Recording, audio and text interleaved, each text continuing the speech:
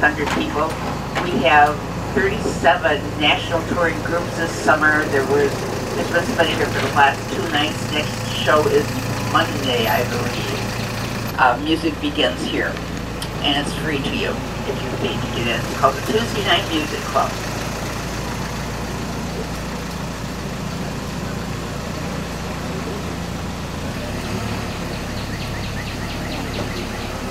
We are here to see sculpture, and the first thing that we're going to see is on your right. And I will remind the people in the second car that we can all see everything at the same time, so Dave's going to make sure that all of us see everything. We'll go slow. This is the American Horse by Nina Akamu. Nina Akamu is a Japanese-American artist, but this is a horse that's got a great background story. I'd like you to know a little bit about that. About 550 years ago, the Duke of what is now Milan, Italy, wanted to have a big horse to plant outside of the gates of Milan. He wanted something that was dangerous and huge and just off-putting so that they would be slowing down the invaders that came to his city. The National Geographic magazine ran an article called The Lost Drawings of Leonardo, and there was the horse. A gentleman by the name of Charles Dent just became obsessed with the idea of getting this horse built. He called all of his friends, and they raised money, and this committee, 15 years later, is in front of the foundry, and they're asking to have the horse built. The foundry advises them that they have to have a working sculptor with them in order to proceed. This is Line Man by Sean Henry. Sean Henry is an Englishman. He is famous for his outsized figures of ordinary people doing ordinary things. Portrait of Sean Henry. And it's sort of amusing because he's got a bald spot right in the back of his head. This is a guy without a lot of vanity. Fred MEIJER has gone off to the Telex Foundry to see about the American horse. And at that point in time, the Telex Foundry was the largest arts foundry in the world. And who do you meet at an arts foundry? You meet artists. He meets Deborah Butterfield, and he sees for the first time her horse. And this becomes one of the very first things that they actually buy for the sculpture park, which opened in 2003. Now, if I ask you, what is this thing made out of? First glance. Driftwood and wood, yes. What she does is she goes by the water, through the woods, down the road, in the ditch, wherever she's living. She's in Cabin Creek, Montana. Foundry uses a very high heat, and they use an acid to achieve that patina that you see on the horse. And that patina is checked like every 3 years, just to keep it like that. What a neuron looks like. You see the dendrites just flying out of the top of it. It's a signature move for this particular artist. Nucleus in the middle, axon going down. It's made out of stainless steel. He polishes the whole thing, and then we see that light and space are just as important to that piece as the steel that's in it. Look at what happened to the guy on the hill. The guy on the hill is now the girl on the hill. This is a piece called Male Female by Jonathan Borofsky. He's an American. He says that he knows that men and women have different kinds of energy, but combined together, we are all better off as people. By the middle of the 20th century, 1950 or so, he is making these beautiful, new, different forms. Some of them are tall and svelte, such as this, with a front that's different from the back, that's different from either of the sides. Some of them are long and low. Some of them look like they've been shot through with a cannonball. Some of them are rough, but they're always organic. By the end of his life, this is a man who is known all over the world. Through the middle, absolutely nothing here. But I promise you that there's really good stuff on either side here. You have to get out and see it, though. Very good place for us to showcase what we can do with our horticulture and our sculpture combined. You're going to be looking down this sidewalk right here, and you know that when you look at her face, you are going to see anguish there. But when you look at this Eve's face, there's nothing there. She doesn't have a face. It's jarring. So anybody could capture an emotion. Anybody could capture a feeling. It was no longer the work of the artisan class to have to do that, and he is one of the first that takes advantage of that. 100% of that emotion is in her body. None of it's on her face, and that's what makes it different. Contemporary artist with a very dark sense of humor. We all know when this bollard tree is a tree that's being very harshly trained against a flat surface, a wall or a fence.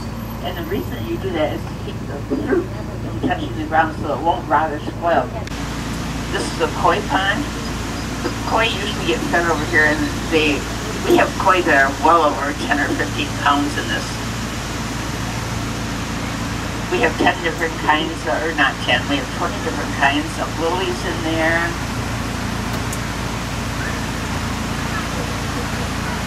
The real stars of the show, of course, are the koi. These two trees that are between us and the water are important, the big trees here, because until about 1940, they thought that the dawn redwood was extinct. Nobody had seen one for years. And then somebody found a couple of them deep in the forest in China. The rose is a crystal. I have one in my hand here. This is a real desert rose. They're made out of gypsum. They occur naturally in the hot weather deserts of the world. When he started in on this. This is a man who, before he was a sculptor, at one point in his career, was a jeweler. And so when he wants your eye to go right to something, what does he do? He polishes it, just like he would a nice piece of jewelry. Alexander is a Russian-American. He calls us Arya because he wants you to think about music. He wants you to think of what an aria is. An aria is not just a tune. An aria is a showstopper. An aria is the kind of music that can pull up the hair on the back of your neck. There are many allusions to music in this piece. People see notes, people see musical instruments. There's a horn on the front, maestro's baton. The more musical you are, the more you are apt to see here. She's a Dutch artist. What she wants us to do is she wants us to tell the story of what we see when we look at these two figures together.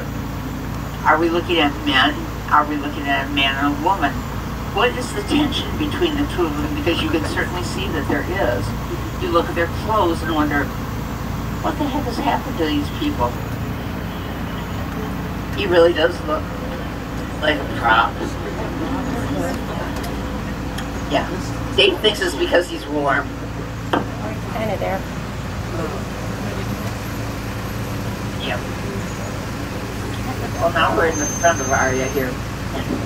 This is the patented color. It's called Wimbledon Red.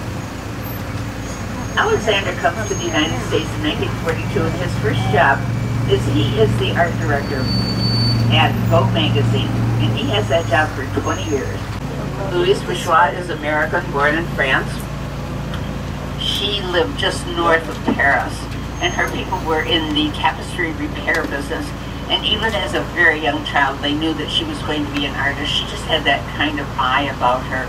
She was, I think, a very difficult person, even as a child, defending her work. And she said, no.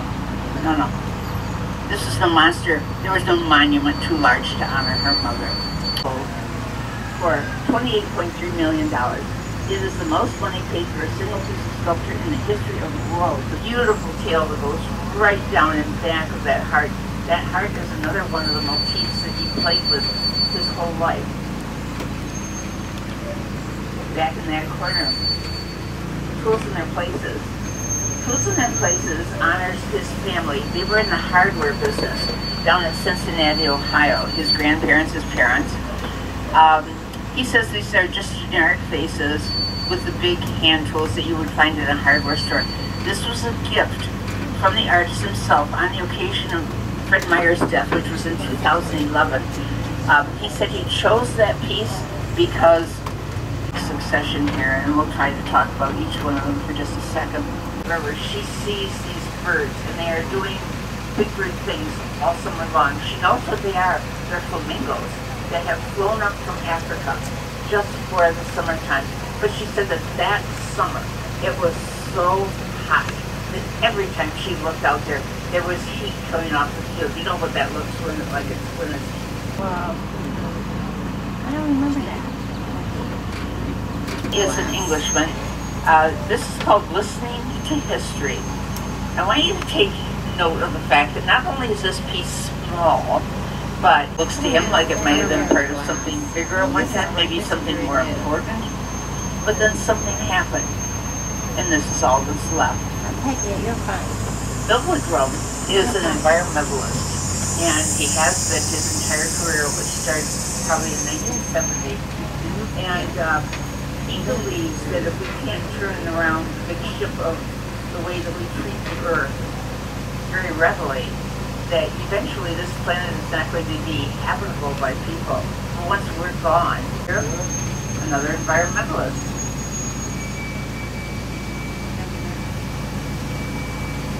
This is David Nash, torch. Before it goes to bronze, he said when he got to be done, he's standing them up on end, and they looked at him like some Egyptian game of pieces that he was familiar with. And he calls that piece king and queen. If you look over your shoulder, you can see ways to say goodbye, really the way it should be seen, just starkly against the sky. It really is a handsome piece. And on the other side, this is our wildflower meadow, which extends right across the road and up to the tree line on both sides here. We have more than 20 different kinds of wildflowers in here. This is bee balm season right now. There are 5 or 6 different kinds of indigenous grasses in there too. This is a German piece. This is Dietrich Klinge's Grosser Treffry. You can tell that this was originally carved out of wood just by the marks before it goes to bronze. We have 2 figures from this series by Dietrich Klinge, and he says about the figures, I never said they were human, so it gives you pause for thought about what it possibly could be. He sits underneath his own hawthorn tree.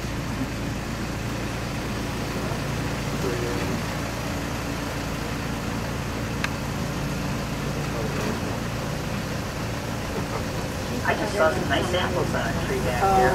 Very good. Yeah. This is a Spanish piece. This is called I, you, she, or he. This is the work of Jean Planta. This is an iconic figure for him. This figure is found all over the world. Here we have 3 seated together. The topic here is going to be communication, and there are so many ways that you might interpret this work without faces, with a big heart. Yeah, it just goes on and on. When you came in today through our visitor center, you walked through a room perhaps that had the 4 female faces that are carved out of white Vietnamese marble. Same artist, Jean Planta. Both commissioned works too. Alright, it's this big, non-objective, industrial looking piece. It's just exactly what it looks like. What's the contrast between that and the wildflower meadow? And the wildflower meadow is just singing right now. So it's a lovely thing to see. Mark Subro is a Midwesterner, and he loves the construction site. Over here, this column of the Free Spirit by Richard Hunt. Richard Hunt was the Dean of African American Sculptors. He died this last December, I understand. His workshop was in South Chicago, missing, and then something just explodes out of the top of it. Now this could be flames, it could be birds, it could be flags. He doesn't tell us, but one of the things that the artist does tell us is that first-world freedoms are very close to his heart. So when we go to interpret it, we have to remember that. Englishman, what he's done here is he's taken 37 blocks of red Scottish sandstone, and the first 2 blocks are actually anchored into the earth right through the pavement, but then loosely, 3, 4, 5, and 6, number 37 is the keystone that locks the whole thing into place. We would usually be going around the outside of the Japanese garden at this point, but they are constructed, so we're going to let you see what the inward piece of this place looks like. We are going to go around the Japanese garden, and I'd like to tell you about the man who designed this garden. The Japanese garden is designed by a guy by the name of Koichi Kurisu. Mr. Kurisu, as a very young child, lived through the atomic blast Hiroshima, Japan. He was at his grandparents' home in Tokyo during that time. But he grew up in Hiroshima, and he said that there was no place that you could go where there was more peace or quiet or order or clean than their Japanese garden. And he would see the monks go out every day, and they would try to find something that was still living, and they would bring it back. They would make it green again. This influenced his entire life. He himself is considered to be one of the great masters of the Japanese garden. If you look, we are now to the Japanese garden. We're going to go around the other side. That wooden structure that you see there, just on the other side of the willows on the fence there, that's called the zigzag bridge. The zigzag bridge is designed by Mr. Kurosu with two things in mind. He wants to slow you down, and he wants you to turn in all four directions and see the world around you. He designed this garden in a way that he hopes is going to bring inner peace to you, and those are two of the ways that he can do it. You know, people like Dave and I are asked all the time, if you have a very limited amount of time, what should you see at MEIJER Garden? This is absolutely one of the must-sees here. If you look through some of the openings here, you can see the tea house. This is open to the public on the third weekend of every month, and on that Saturday we have tea service, and it is a real tea service. And just in back of that, you can see the viewing hill. The viewing hill has a paved walk that goes right up to the top, and then you can see all around the Japanese garden from up there. It's a straight shot back from the front gate, which we're going to see in just a second. No, there is no food in the Japanese garden. On the day that my mother got her arm caught in the ringer, her arm was shaking. It was pretty strange.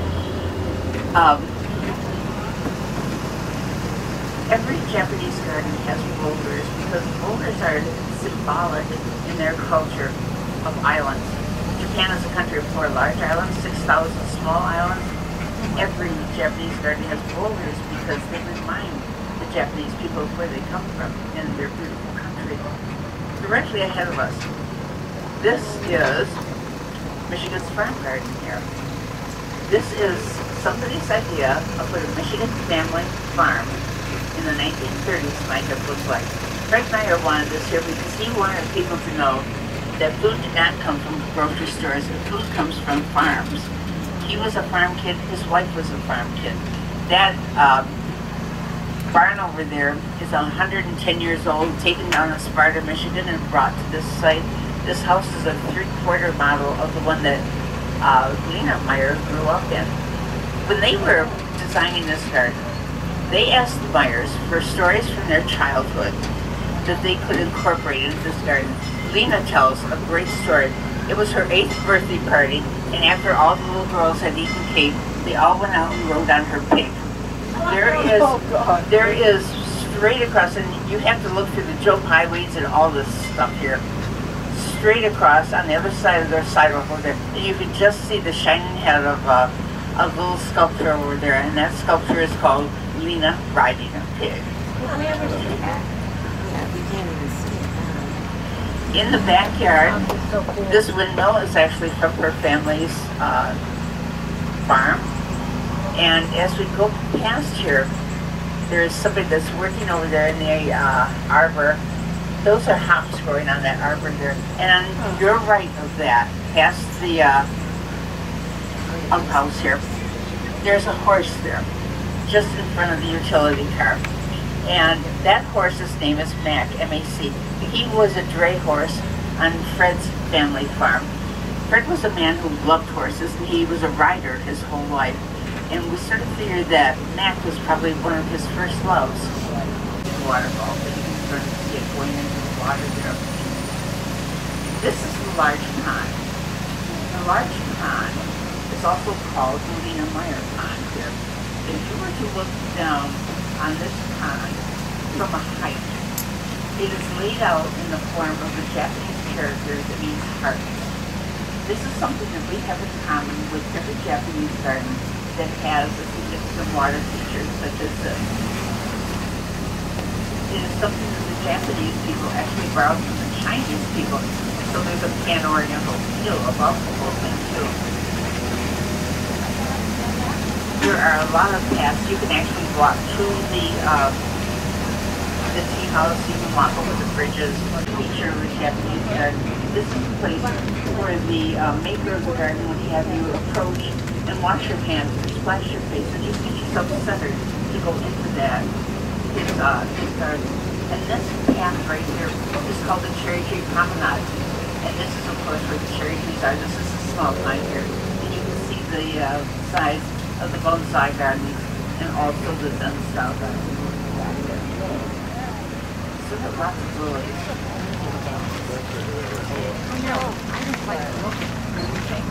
We've almost made the full circuit here. On your left, these are kids. This is the kids' garden here.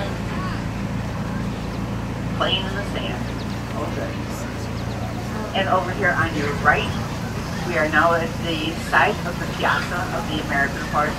Once you finish the American horse, there was a second horse made, and it's called the Italian horse. The Italian horse was sent to the people of Milan, Italy, as a gift from the American people. Around one eye, she carves Leonardo's name. Around the other eye, Charles Dent's name. If we're not for those two men, there is no American horse. This is your best picture too. This is the profile picture of the American horse from the side. What are we going to tell them about food? You think that the cafe is open?